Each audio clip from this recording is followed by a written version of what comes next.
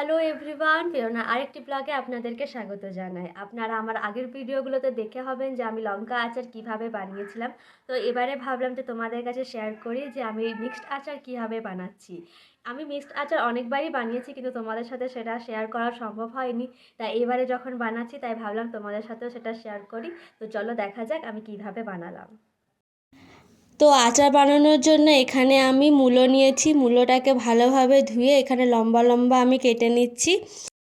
আর তারপরে আমি লঙ্কা নিয়েছি, লঙ্কাটাকে মাঝখান থেকে খালি কেটে নেব, তাতেই হবে, বেশি কুচি কুচি করব না।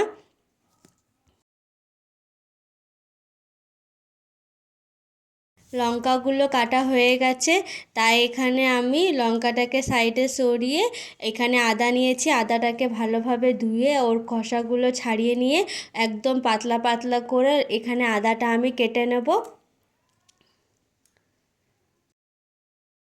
আর এখানে আচারের জন্য সব কিছু কাটা হয়ে গেছে। তারপরে একটা বাটির মধ্যে ঢেলে 2 চামচ নুন, 1 চামচ বিট লবণ আর 1 চামচ হলুদ দিয়েছি। আর ঘরের যে মশলাটা আমি বানিয়েছিলাম সেটা রেসিপি অলরেডি আমার ভিডিওতে দেয়া আছে, সেটা 2 চামচ দিলাম। আর সরষের তেল দিয়েছি।